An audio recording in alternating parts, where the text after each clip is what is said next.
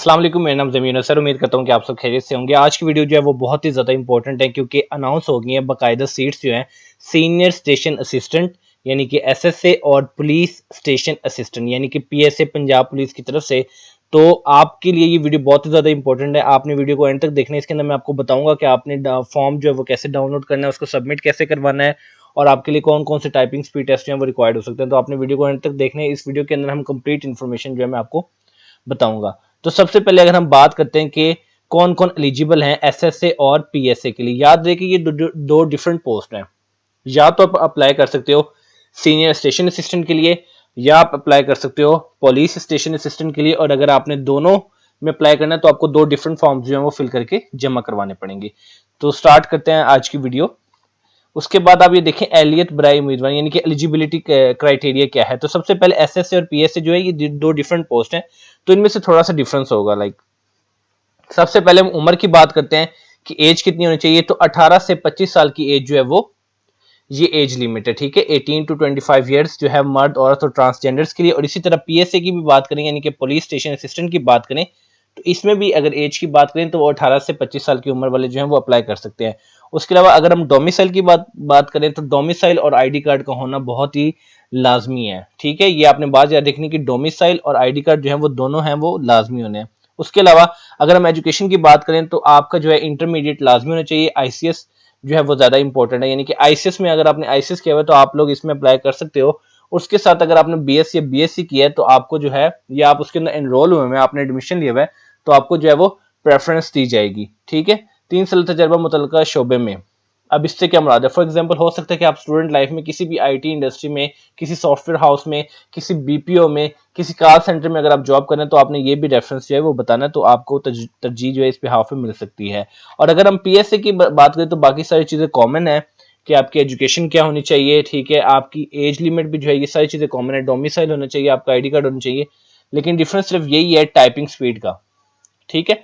तो typing speed की अगर हम बात करें तो इंग्लिश की टाइपिंग स्पीड आपकी होनी चाहिए 35 वर्ड्स पर मिनट और उर्दू की अगर बात करें तो 25 वर्ड्स पर मिनट आपकी होनी चाहिए if you are applying for a police station assistant, अगर आप पुलिस स्टेशन असिस्टेंट के लिए अप्लाई कर रहे हैं। तो ये तो हो गया एलिजिबिलिटी क्राइटेरिया। अब आप ये फॉर्म आपको कहां से मिलेगा? आपने जाना है punjabpolice.government.pk की वेबसाइट पे जाना है, तो आपको इधर से ये जो है एडवर्टाइजमेंट मिल जाएगी for the vacant post of senior station assistant and police station assistant. तो इधर से आपने डाउनलोड कर लेना है फॉर्म को। जैसे ये फॉर्म को डाउनलोड करेंगे तो आपके पास इस तरह का फॉर्म आ जाएगा, ठीक है।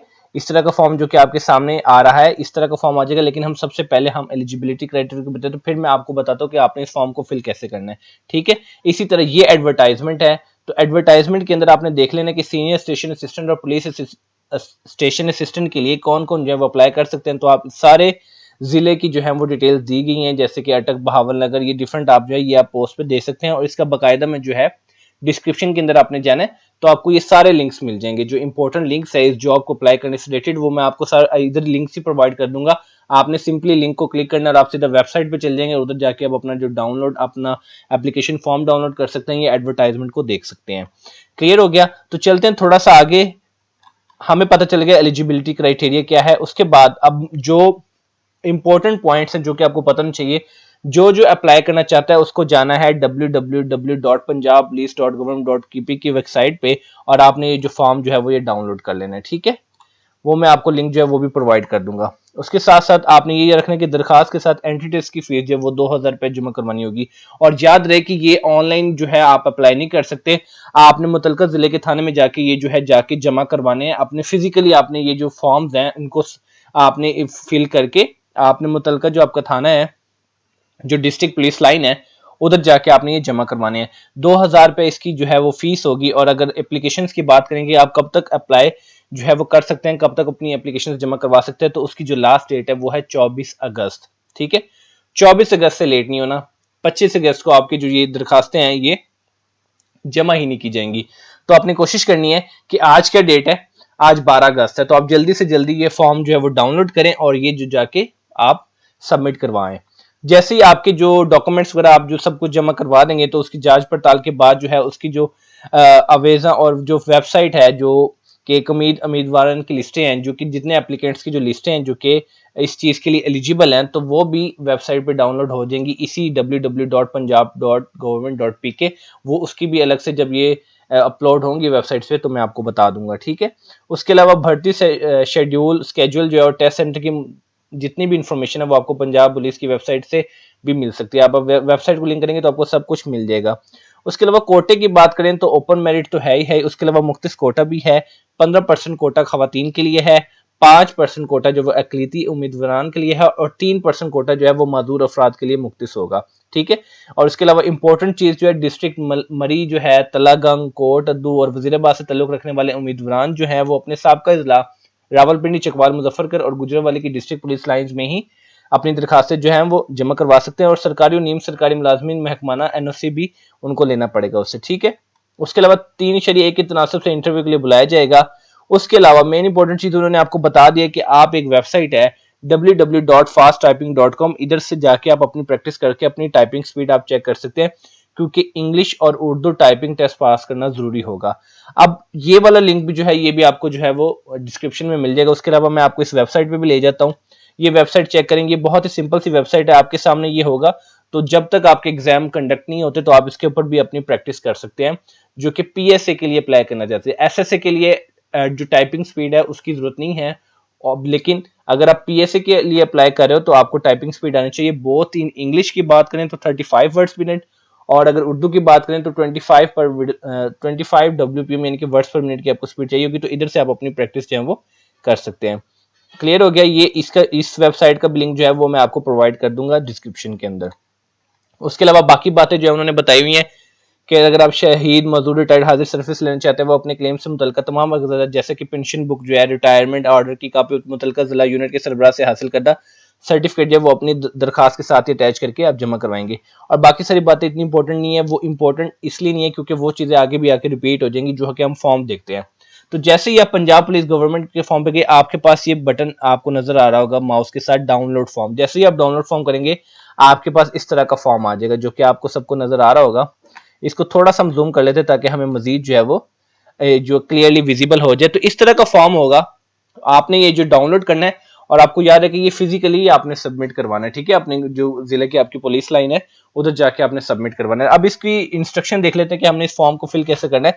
तो आपको याद होना चाहिए कि दो तरह के फॉर्म्स हैं, एक आपके पास होगा सीनियर स्टेशन असिस्टेंट के लिए और एक होगा पुलिस स्टेशन असिस्टेंट के लिए। यानी कि आपके पास फॉर्म एक ही आपने डाउनलोड करना है, लेकिन अगर आपने दोनों के लिए अप्लाई करना है तो आपको दो डिफरेंट फॉर्म्स जो हैं वो एक की आपने फोटोकॉपी करवा लेनी, तो दोनों को अलग अलग आपने सबमिट करवाना है। इसका मतलब क्या हुआ कि दोनों की अलग अलग आपको 2000 पर जो है एप्लीकेशन जो है वो आपको फी भी जमा करवानी होगी, दोनों को इकट्ठा अप्लाई नहीं कर सकते, ठीक है। एक फोटो आपने इधर लगा देनी है, पासपोर्ट साइज पिक्चर, ठीक है। और आपने जो है इधर देखिए लिखा हुआ है, हर चीज ऊपर लिखी हुई है, उम्मीदवार फॉर्म पूर्ण करने के लिए बॉल पॉइंट का इस्तेमाल करें, यानी कि आपने इसको बॉल पॉइंट से फिल करना है, ठीक है।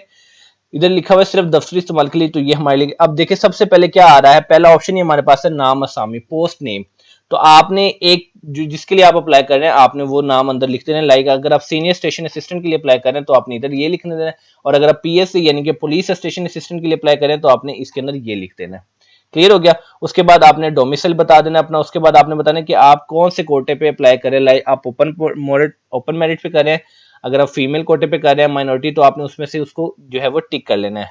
अगर आप महकमे की तरफ से अप्लाई कर रहे हैं तो यस, नहीं कर रहे तो नो को क्लिक कर देना है। कोई डिसेबिलिटी है तो आपने इधर बता देनी है। उसके बाद आपका सेक्शन आ जाता है पर्सनल इन्फॉर्मेशन का। ये चीज आपने क्लियर है कि अगर आपने दोनों के लिए अप्लाई करना है तो दो डिफरेंट फॉर्म्स आपने सबमिट करना है अलग अलग। तो इसका मतलब ये कि अगर इस फॉर्म के लिए अगर हमें 4 फोटोज रिक्वायर्ड है पासपोर्ट साइज, तो अगर 2 फॉर्म्स हमने करवाए तो हमने फिर 8 निकलवानी है, 4 उसमें लगेंगे और 4 इसमें लगेंगे, यानी कि दोनों का डिफरेंट डिफरेंट से आपने अप्लाई करना है।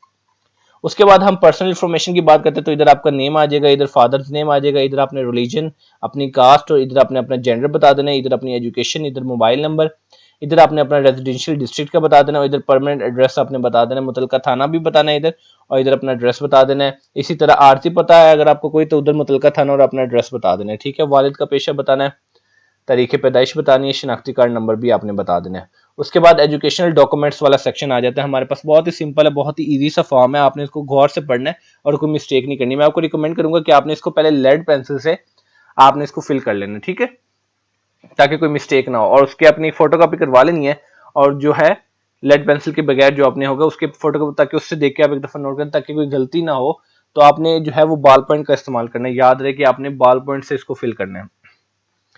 सेकेंडरी स्कूल सर्टिफिकेट यानी कि मैट्रिक की जो डिटेल्स है आपने वो लिख देनी है। आईसीएस यानी कि HSSC higher secondary school certificate, ICS होना लाजमी है तो उसकी इधर डिटेल्स देख देनी। अगर ग्रेजुएशन है तो ये, मास्टर डिग्री है तो इसमें आपने ये लिख देना है। उसके बाद प्रोफेशनल एक्सपीरियंस की बात करते हैं, यानी कि अगर आपने किसी बीपीओ, किसी आईटी, किसी सॉफ्टवेयर कंपनी में अगर आपने जॉब की हुई ड्यूरिंग योर स्टूडेंट लाइफ, तो आपने इसके अंदर वो चीज फिल कर देनी है, डिपार्टमेंट का नाम लिख देना है, काम की नौयत भी बता देनी कि आईटी था या नॉन आईटी था, और किस साल से किस साल तक आपने वो काम किया वो भी इधर फिल कर देना है। अगर तो आपके पास कोई एक्सपीरियंस नहीं है तो आपने इन सेक्शन में लिख देना है एन ए यानी कि नॉट अवेलेबल। उसके बाद हवाला जात यानी कि रेफरेंसेस की बात करें तो 2 रेफरेंसेस आपको चाहिए, तो वो आप अपने जो टीचर्स हैं उनके रेफरेंस दे सकते हैं, क्योंकि name and full addresses of 2 persons who can verify all your information character, यानी कि वो 2 आप लोगों ने रेफरेंसेस बताने जिससे वो कॉल करके आपके बारे में जो है इन्फॉर्मेशन और आपके कैरेक्टर के रिलेटेड कुछ चीजें वेरीफाई कर सकते हैं, तो आपने वो 2 रेफरेंसेस जो वो इधर बता देने हैं। ठीक है, क्लियर है। उसके बाद प्रीवियस जॉब के आपने डिस्क्रिप्शन बता देनी कि अगर आप प्रीवियस जॉब कोई थी तो आपने बता देना, अगर नहीं थी तो वो भी चीज आपने इधर बता देनी है। उसके बाद वो लोग जो कि एडिशनल मार्क्स के लिए लेंगे, जो कि रिटायर्ड पुलिस ऑफिसर्स या कोई हाजिर सर्विस है, कोई सर्व कर रहे हैं, कोई रिटायर्ड हैं, कोई ऑफिशियल डिटेल्स हैं, तो आपने इधर जो फिल कर देनी है। लाइक अगर आपके फादर जो है वो किसी गवर्नमेंट के इदारे में पुलिस के अंदर जॉब कर रहे हैं तो आपने इधर उनकी डिटेल्स जो है वो सारी दे देनी है, और अगर नहीं है तो आपने नॉट अवेलेबल लिख देना है। उसके बाद चेकलिस्ट से क्या मुराद है कि आपने जो डॉक्यूमेंट्स दिए वो आपने पूरे अटैच किए कि साथ नहीं किए। अब देखिए एक फोटो हमें ऊपर देखा हमने कि एक फोटो तो हमारी इधर लग गई, तो अब इधर ये बात कर रहे हैं 4 पिक्चर्स की कि आपने 4 अदद पासपोर्ट साइज तस्वीर जो है वो चिपका करनी है, 4 पासपोर्ट साइज पिक्चर्स। तो जो बाकी 3 पिक्चर्स हैं वो आपने एंड पे आके एक इधर और एक इधर जो है इस तरह आपकी 4 फोटोज हो जाएंगी। तो जब आपने फोटोज लगा देनी है तो आपने इसको टिक कर देना ताकि आपको पता चले कि ये आपने लगा दिया। उसके बाद शनाख्ती कार्ड की अटेस्टेड कॉपी जो है वो आपने अटैच करनी है, attested copy of domicile attach करनी है, जितने भी आपके एजुकेशनल सर्टिफिकेट्स हैं आपने वो अटैच करने हैं, याद है कि अटेस्टेड होने चाहिए। उसके अलावा आपकी कोई प्रोफेशनल एक्सपीरियंस की सर्टिफिकेट्स हैं वो भी अटेस्टेड करवा के वो भी साथ आपने लगा देने हैं। मुतलका सरकारी यानी कि NOC from the government department, अगर आपका कोई डिसेबिलिटी सर्टिफिकेट है यानी कि आप डिसेबिलिटी कोटा पे अप्लाई करें तो वो भी आपने अटैच कर देना है। और जो कोई सर्टिफिकेट कोई सर्विंग या रिटायर्ड पुलिस ऑफिसर के जो है यानी कि आपके फादर हैं जो आपके रिलेशन में हैं, यानी कि आपके फादर हैं या आपके कोई बड़े भाई हैं, तो आपने उनके जो है वो उनका भी सर्टिफिकेट साथ जो है वो अटैच कर देना है। उसके बाद हलफनामा है, आपने इधर डिक्लेयर करना है कि आपने जो भी इन्फॉर्मेशन प्रोवाइड किया है वो करेक्ट है, अपना नेम लिख देना, अपना थंब इंप्रेशन लगाना है और अपने सिग्नेचर कर देना है जो कि आपके एनआईसी के ऊपर है। ठीक हो गया। इधर भी अपना नाम, वल्दियत, फार्म नंबर जो कि आप फॉर्म डाउनलोड करेंगे, शनाख्ती कार्ड नंबर, ठीक है, और जिला। अब ये देखें ये सारी आपने इन्फॉर्मेशन फिल करके इधर सारी पिक्चर्स लगा देनी है और आपने जाके मुतलका पुलिस लाइन में ये चीज़ें जो है वो जमा करवा देनी। तो इस तरह से आपने इजीली अप्लाई कर देना है।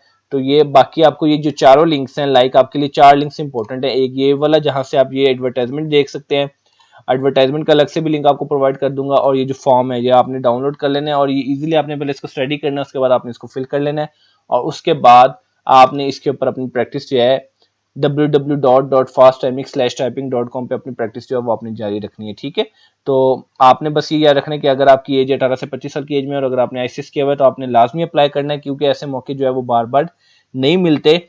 और याद रहे कि अगर आपने दोनों के लिए अप्लाई करना है तो अपने डिफरेंट फॉर्म जो है वो सबमिट करवाने हैं। तो ये जो इन्फॉर्मेशन थी जो मैं चाह रहा था कि आप तक कैस्केड कर दूं, उम्मीद करता हूँ कि ये वीडियो जो है आपके लिए बहुत ही ज्यादा इन्फॉर्मेटिव और यूजफुल रहेगी। लेकिन आपने याद रखना कि लास्ट डेट है 24 अगस्त। तो 24 अगस्त क्या आपने इसको समझना कि 20 अगस्त है, आपने उससे पहले ये फॉर्म जो है वो सबमिट करवा देने हैं। तो वीडियो को इख्तिताम करते हैं, अपना ख्याल रखिए,